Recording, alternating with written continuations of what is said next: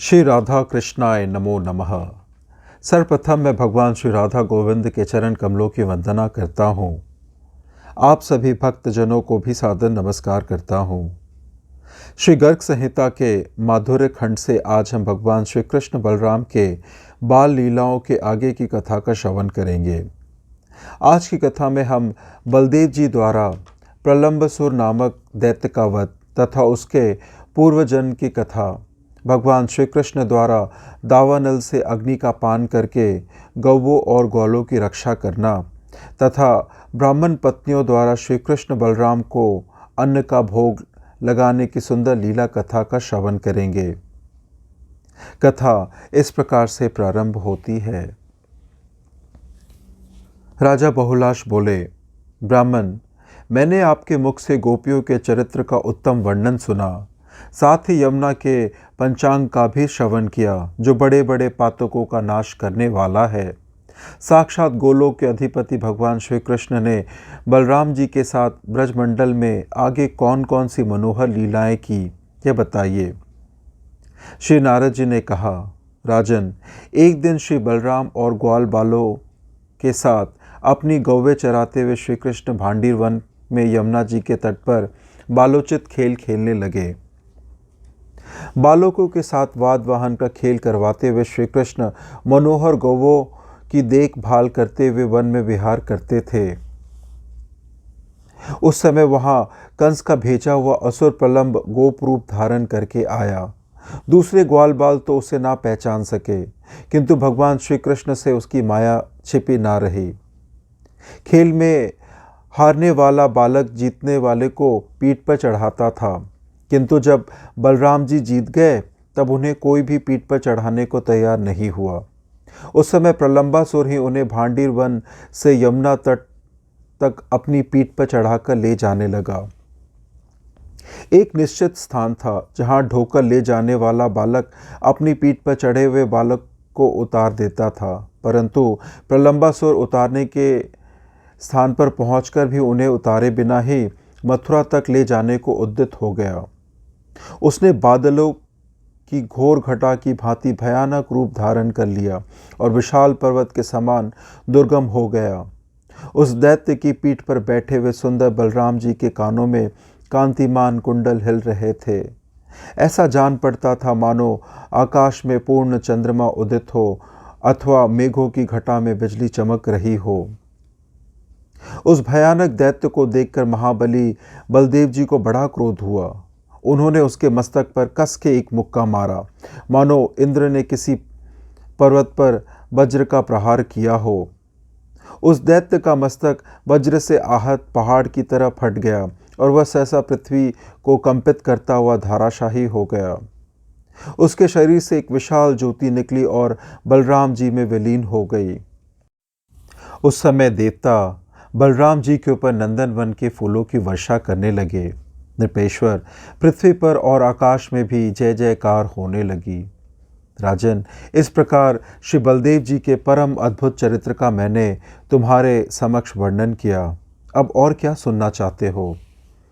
राजा बहुलाश ने पूछा, मुने, वह रण दुर्मय दैत्य प्रलंब पूर्व जन्म में कौन था और बलदेव जी के हाथ से उसकी मुक्ति क्यों हुई?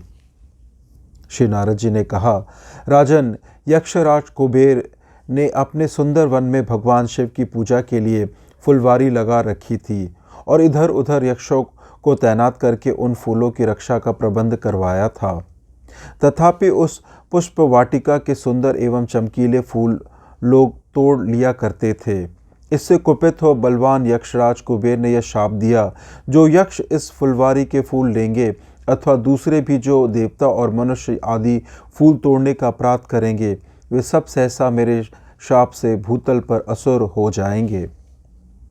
एक दिन हुहु नामक गंधर्व का बेटा विजय तीर्थ भूमियों में विचरता हुआ मार्ग में भगवान विष्णु के गुणों को गाता हुआ चैत्ररथ वन में आया। उसके हाथ में वीणा थी। बेचारा गंधर्व शाप की बातों को नहीं जानता था, अतः उसने वहां से कुछ फूल ले लिए। फूल लेते ही वह गंधर्व रूप को त्याग कर एक असुर हो गया। फिर तो वह तत्काल महात्मा कुबेर की शरण में गया और नमस्कार करके दोनों हाथ जोड़कर धीरे धीरे शाप से छूटने के लिए प्रार्थना करने लगा। राजेंद्र तब उस पर प्रसन्न होकर कुबेर ने भी वर दिया, मानत तुम भगवान विष्णु के भक्त तथा शांतचित्त महात्मा हो, इसलिए शोक ना करो। द्वापर के अंत में भांडीर वन में यमुना के तट पर बलदेव जी के हाथ से तुम्हारी मुक्ति होगी, इसमें संदेह नहीं है। श्री नारद जी कहते हैं, राजन, हूहू का पुत्र व विजय नामक गंधर्व ही महान असुर प्रलंब हुआ और कुबेर के वर से उसको परम मोक्ष की प्राप्ति हुई। श्री नारद जी आगे कहते हैं, राजन, तदंतर श्री बलराम सहित समस्त ग्वाल बाल खेल में आसक्त हो गए। उधर सारी गौवे घास के लोभ से विशाल वन में प्रवेश कर गई। उनको लौटा लाने के लिए ग्वाल बाल बहुत बड़े मूंज के वन में जा पहुँचे। वहाँ प्रलाग्नि के समान महान दावानल प्रकट हो गया। उस समय गौवों सहित समस्त ग्वाल बाल एकत्र हो बलराम सहित श्री कृष्ण को पुकारने लगे और भय से आर्त हो उनकी शरण ग्रहण कर बचाओ बचाओ यो कहने लगे। अपने सखाओं के ऊपर अग्नि का महान भय देखकर योगेश्वर श्री कृष्ण ने कहा, डरो मत, अपनी आंखें बंद कर लो। नरेश्वर, जब गोपों ने ऐसा कर लिया तब देवताओं को देखते देखते भगवान गोविंद देव उस भयंकर अग्नि को पी गए। इस प्रकार उस महान अग्नि को पीकर ग्वालों और गौवों के साथ ले श्रीहरि यमुना के उस पार अशोक वन में जा पहुँचे। वहाँ भूख से पीड़ित ग्वाल बाल बलराम सहित श्री कृष्ण से हाथ जोड़कर बोले, प्रभु, हमें बहुत भूख सता रही है। तब भगवान ने उनको अंगिरस यज्ञ में भेजा। वे उस श्रेष्ठ यज्ञ में जाकर नमस्कार करके निर्मल वचन बोले। गोपों ने कहा, ब्राह्मणों, ग्वाल बालों और बलराम जी के साथ ब्रजराज नंदन श्री कृष्ण गौवे चराते हुए इधर आ निकले हैं। उन सबको भूख लगी है, अतः आप सखाओं सहित उन मदन मोहन श्री कृष्ण के लिए शीघ्र ही अन्न प्रदान करें। श्री नारद जी कहते हैं, नरेश्वर, ग्वाल बालों की यह बात सुनकर वे ब्राह्मण कुछ नहीं बोले। तब ग्वाल बाल निराश लौट गए और आकर बलराम सहित श्री कृष्ण से इस प्रकार बोले।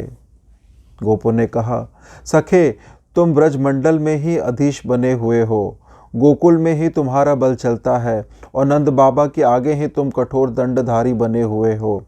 प्रचंड सूर्य के समान तेजस्वी तुम्हारा प्रकाशमान दंड निश्चय ही मथुरापुरी में अपना प्रभाव नहीं प्रकट करता। श्री नारद जी कहते हैं, राजन, तब श्री हरि ने उन ग्वाल बालकों को पुनः यज्ञ करता ब्राह्मणों की पत्नियों के पास भेजा। तब वे पुनः यज्ञशाला में गए और उन ब्राह्मण पत्नियों को नमस्कार के वे श्री कृष्ण के भेजे हुए ग्वाल हाथ जोड़कर बोले। गोपों ने कहा, ब्रह्मणी देवियों, ग्वाल बालों और बलराम जी के साथ गाय चराते हुए श्री ब्रजराज नंदन श्री कृष्ण इधर आ गए हैं। उन्हें भूख लगी है। सखाओं सहित उन मदन मोहन के लिए आप लोग शीघ्र ही अन्न प्रदान करें। श्री नारद जी कहते हैं, राजन, श्री कृष्ण का शुभागमन सुनकर उन समस्त विप्रपत्नियों के मन में उनके दर्शन की लालसा जाग उठी। उन्होंने विभिन्न पात्रों में भोजन की सामग्री रख ली और तत्काल लोकलाग छोड़कर वे श्री कृष्ण के पास चली गई। रमणीय अशोक वन में यमुना के मनोरम तट पर विप्र पत्नियों ने श्री हरि का अद्भुत रूप जैसा सुना था वैसा ही देखा। दर्शन पाकर वे सब परमानंद में उसी प्रकार निमग्न हो गई जैसे योगीजन तुर्य ब्रह्म का साक्षात्कार करके आनंदित हो उठते हैं।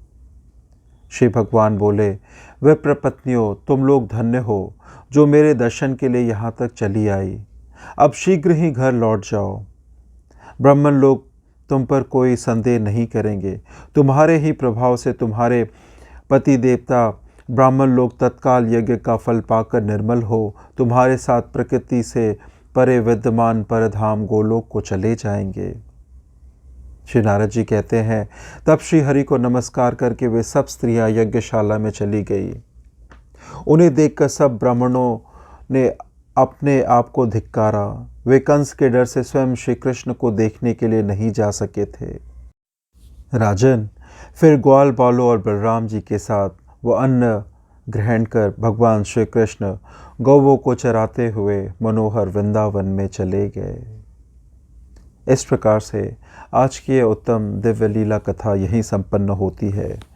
कथा श्रवण करने के लिए और अपना बहुमूल्य समय देने के लिए आपको धन्यवाद। श्री राधा कृष्णाय नमो नमः।